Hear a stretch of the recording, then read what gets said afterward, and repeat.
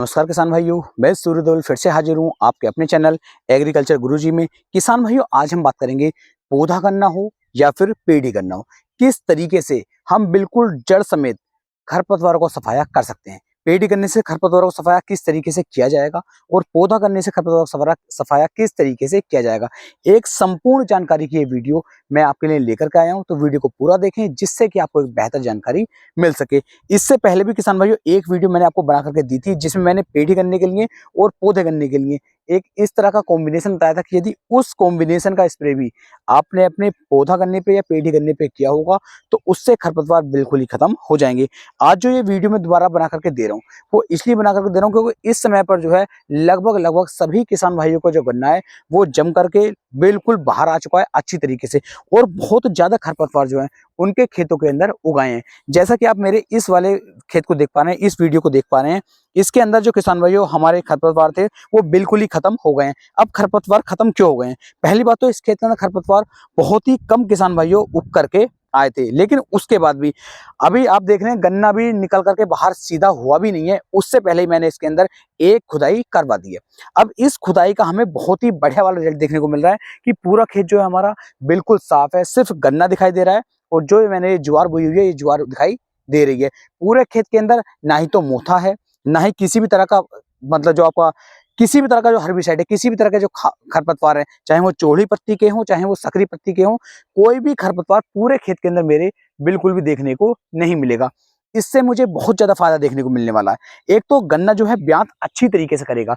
गन्ने के अंदर हम जितना भी खाद डालेंगे, जितने भी स्प्रे करेंगे, वो सिर्फ गन्ने को ही मिलने वाले हैं। किसी भी तरह की घास को, किसी भी तरह के खरपतवार को वो जो फायदा मिलने वाला था खाद का वो उन्हें नहीं मिलेगा, सिर्फ और सिर्फ हमारे गन्ने को ही मिलेगा।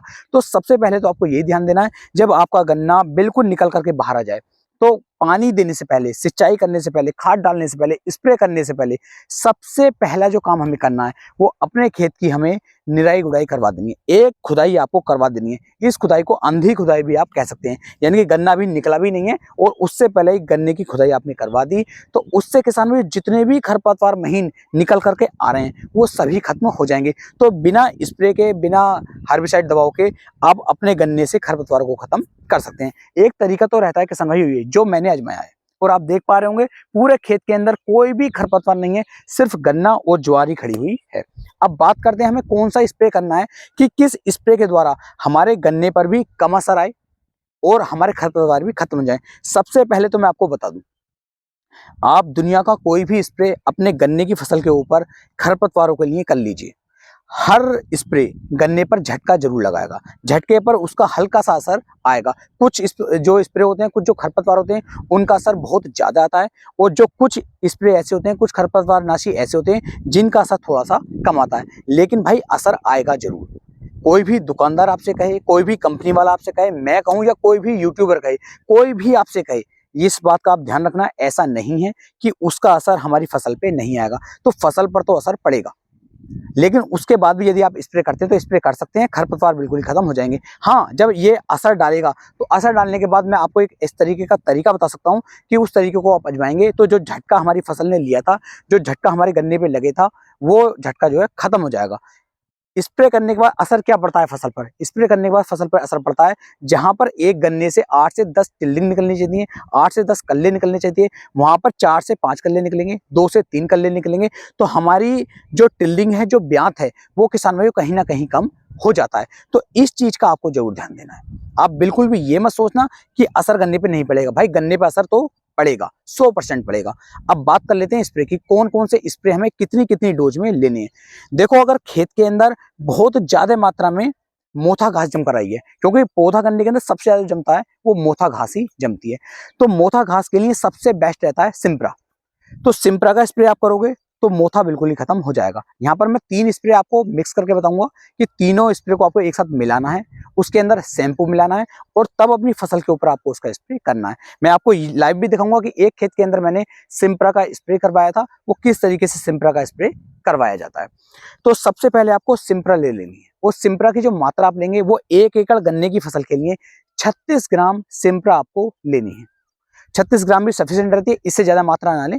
हर तरह का जो आपका मोथा खेत के अंदर जम करके आया है उसे नष्ट कर देगी। इसका नष्ट करने का तरीका क्या है, जैसे आपने फसल पे ऊपर से स्प्रे किया, मोथे के ऊपर आपने स्प्रे किया, तो मोथे के साथ साथ ये नीचे तक, मोथे की जड़ों तक ये फैल जाती है। बिल्कुल सिस्टमिक हर्बिसाइड होता है। सिस्टमिक हर्बिसाइड यानी कि पौधे के ऊपर आपने स्प्रे किया और पौधे की जड़ों तक ही नीचे तक चला जाएगा, और मोथे की जो नीचे गांठें होती हैं उन गांठों को किसान भाई ये धीरे धीरे सुखाना शुरू कर देता है, जिससे कि मोथा खेत के अंदर से बिल्कुल ही खत्म हो जाता है।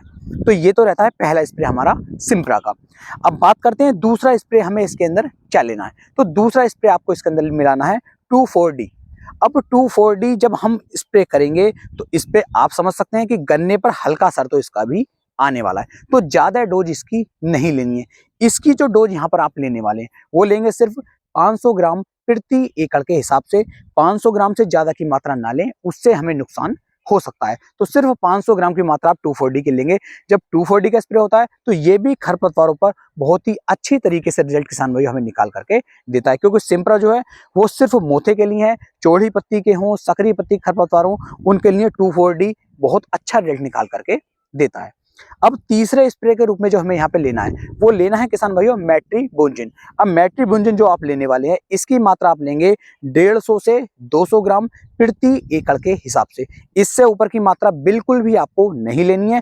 कोई भी आपसे कहे कि ये 250 ग्राम 300 ग्राम की मात्रा लेंगे तो सिर्फ और सिर्फ वो नुकसान आपको दे सकती है। हाँ, यदि खरपतवार कम है खेत के अंदर तो आप इसकी मात्रा 100 ग्राम प्रति एकड़ के हिसाब से ले सकते हैं। 100 से ऊपर फिर ना जाइएगा, और ज्यादा है थोड़े से तो 150 ग्राम तक मात्रा आप इसकी ले सकते हैं।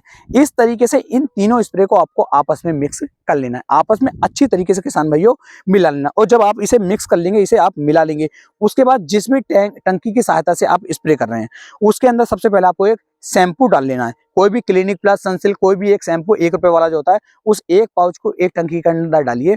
उसके बाद जो आपकी हर्बिसाइड वाली दवाई है, जो कॉम्बिनेशन है, इस कॉम्बिनेशन को डालिए, बाद में से पानी से भरिए और पूरे खेत के अंदर अच्छी तरीके से सिंगल स्प्रे आपको करना है। ऐसा ना करें कहीं पर डबल मार दिया, कहीं पर सिंगल मार दिया। ऐसे करेंगे तो खेत पर, गन्ने पर ज्यादा असर देखने को मिलेगा। तो सिर्फ एक सिंगल स्प्रे पूरे खेत के अंदर आप कर दीजिए, इससे खरपतवार को जो सफाया है वो बहुत जल्द हो जाएगा। इस तरीके से आप खरपतवार को सफाया कर सकते हैं।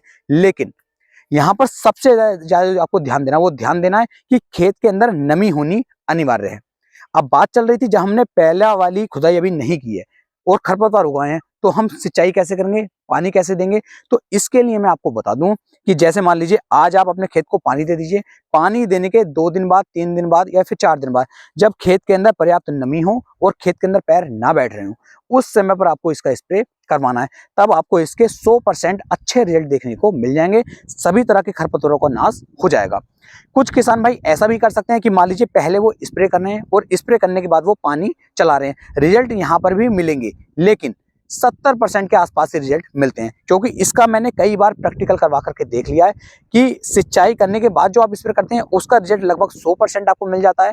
लेकिन अगर आप पहले स्प्रे कर रहे हैं और बाद में सिंचाई करवा रहे हैं तो वहां पर जो रिजल्ट है हर्बिसाइड दवाओं का, खरपतवार नाशी दवाओं का जो रिजल्ट मिलता है वो वहां पर 70 से 75% के आसपास ही देखने को मिलता है। तो पहले सिंचाई करने की कोशिश कीजिए, और सबसे बेस्ट तो यही है जो मैंने करवाया है कि पहले आप एक अंधी खुदाई करवा दीजिए। सारे खरपतवार हम शुरू में ही खत्म कर देंगे तो गन्ने के अंदर ब्यांत अच्छा आएगा, टिल्लिंग अच्छी आएगी, किसी भी तरह का कोई भी नुकसान हमें फिर देखने को नहीं मिलेगा। इस तरीके से यदि आप चलते हैं तो गन्ना आपका अच्छी तरीके से टिल्लिंग ब्यांत ग्रोथ करेगा, काला भरा बना रहेगा और अच्छी तरीके से आपको एक शानदार कमाई निकाल करके देगा।